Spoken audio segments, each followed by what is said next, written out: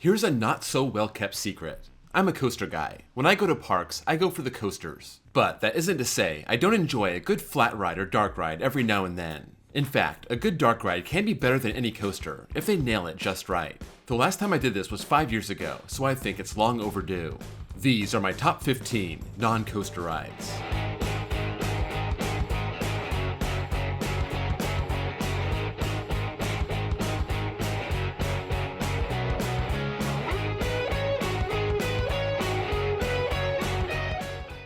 First, I want to thank my Patreons and my new members, Leaper5 and Carrie Stevens. If you want bonus access, bonus content, behind the scenes videos, a shout out when you join, and your name on this fancy Patreon screen, follow the link below and join.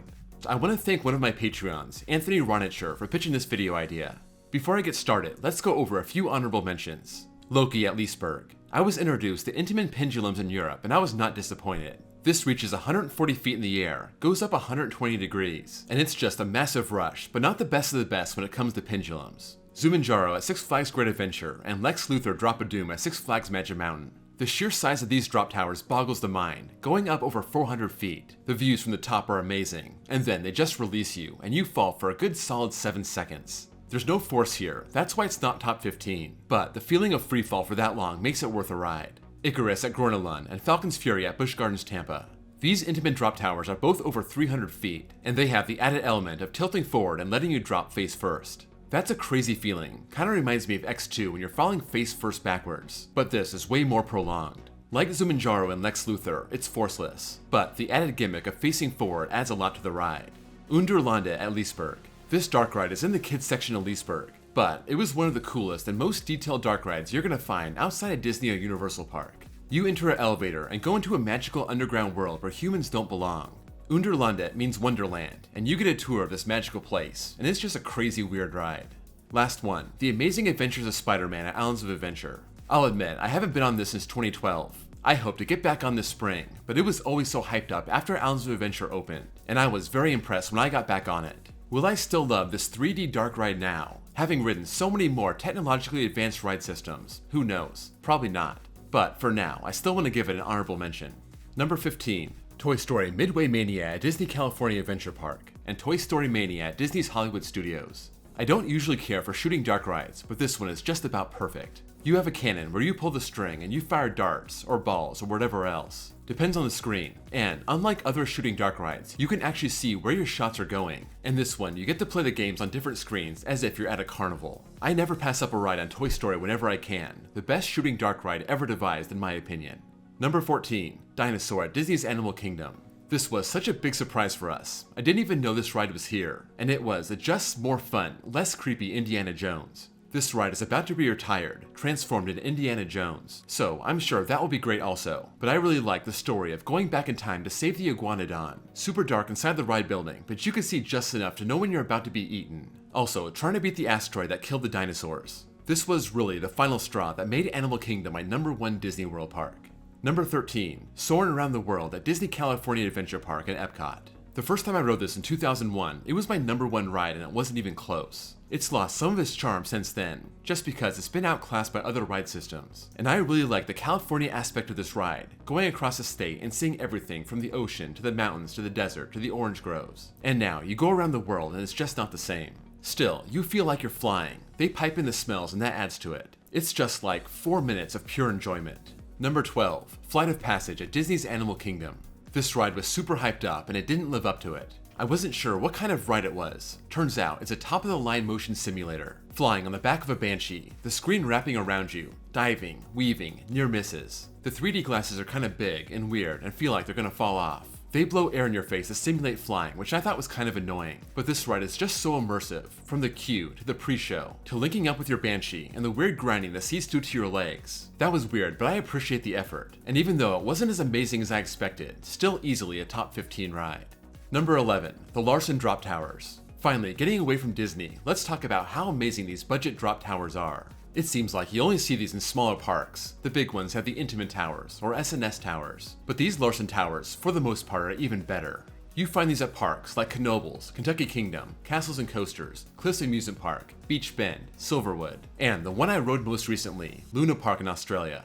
These aren't very tall, but they take you up and never stop. You never know when you're going to drop. One second you're rising, the next second you're falling. The only hint you have is the click right before you drop. And the way it goes from rising to falling in one motion, you get insane sustained airtime, and it's just a huge rush all the way to the ground. Cheap, janky, and amazing.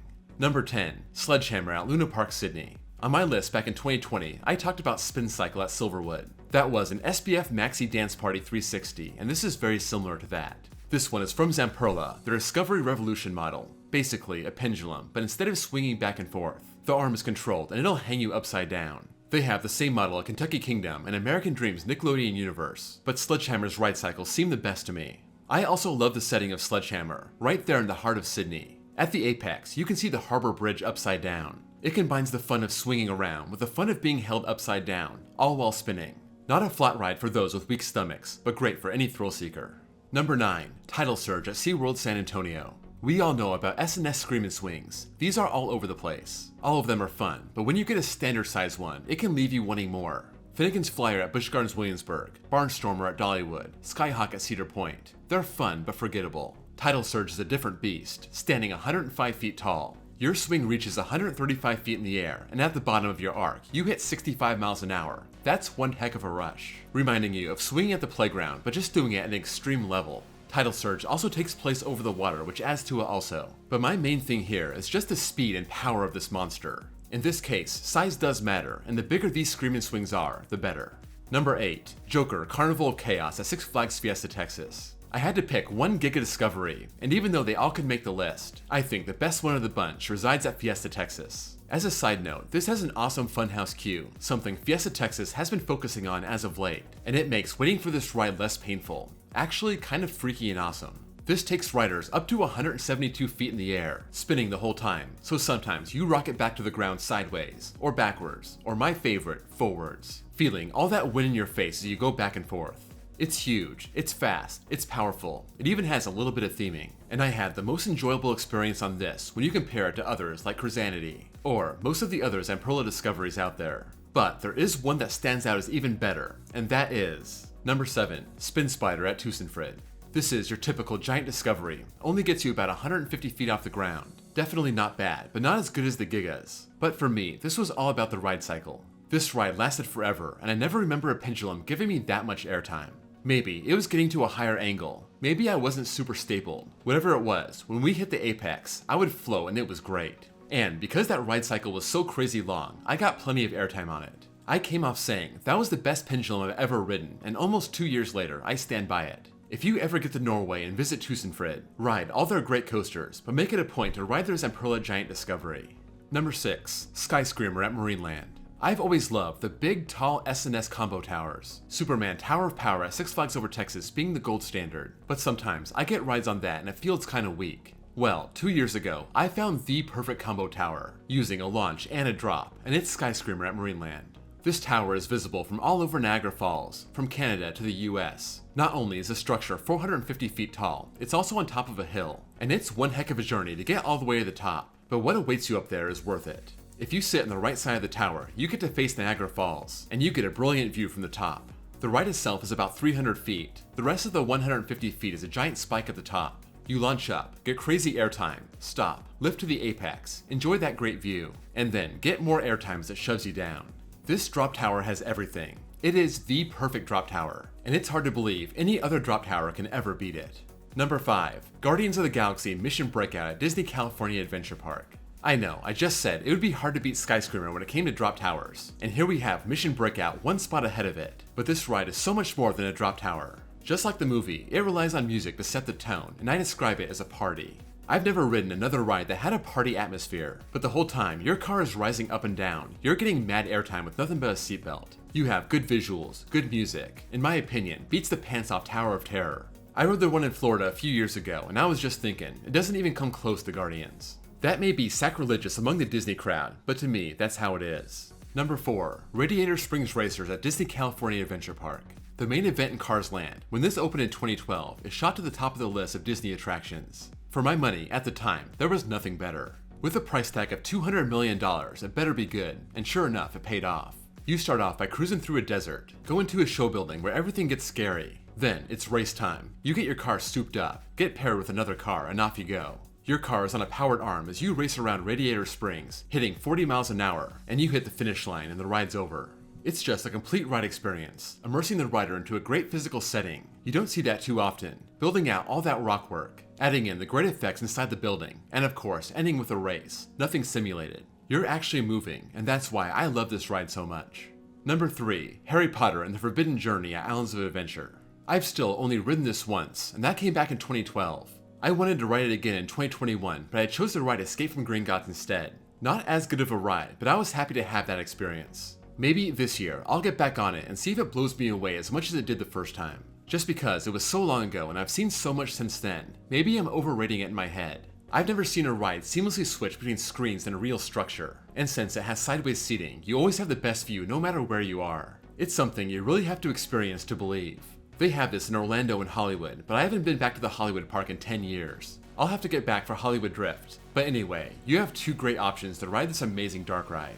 Number 2, Mickey and Minnie's Runaway Railway at Disney's Hollywood Studios. This was the first ride we hit when we got to the park. I didn't know anything about it, aside from it was new and people seemed to like it, but I was not prepared for what was about to happen. You're on a peaceful train ride with Goofy, and then you hit a switch track. He goes one way, you go another, and the chaos that ensues is just out of this world. This is a trackless dark ride, so the cars have such a great range of motion. You go into the Wild West, you go into a tornado, off a waterfall, through a sewer, into a city, take a dance lesson with Daisy, almost get smashed, and end up in the park having a wonderful picnic with Mickey and Minnie and reattach to Goofy's train. We didn't have a lot of time, but we still chose to ride this twice, just because it was so amazing. From the pre-show with the explosion that opens a hole in the wall, to the way they make you feel like you're actually falling down a waterfall. It's Disney Imagineering at its best. Number 1, Rise of the Resistance at Disneyland and Disney's Hollywood Studios. I got to ride the one at Disneyland back in 2021. I wanted to see what all the buzz was about, and by the end, I was just floored. How does a ride like this even exist? It's also a trackless dark ride, but the way it navigates the enemy ship is so great. You change levels, go in between Imperial walkers. A lightsaber tries to take a chunk out of your vehicle. Each room is crazier than the last, and the motion simulator part is also great when you launch out of the enemy ship and crash land. I'm sorry if my Star Wars terminology isn't that great. I don't really care about Star Wars, but I can still appreciate how amazing this ride is. I can only imagine how much better it is for the true Star Wars fans. The whole pre-show is also amazing, as you would expect. The stormtroopers lined up being the main part people remember. Also, the way all the employees are jerks to guests by design. Supposedly, working for the bad guys, since this ride is all about you being captured and trying to find your way to safety. This ride will leave your jaw on the ground and make you realize we live in a golden age of ride technology. That's a wrap of my top 15 non-coaster rides. Let me know what you think of the list, where you think I'm spot on or crazy, and what you would put in your top 15. I'm making this video before my trips this year, and that includes Epic Universe and the parks in Japan, and that includes Disney and Universal parks, so I bet this list will change quite a bit by the end of the year. So maybe I'll do an updated list next year, but as of right now, at the start of 2025, this is where it stands. If you enjoyed this video, please drop a like, and if you're new here and love coasters, please give me a sub. Also, check out my second channel, where I post copyright-free off-ride footage. Thank you all for watching, and I'll see you all next time.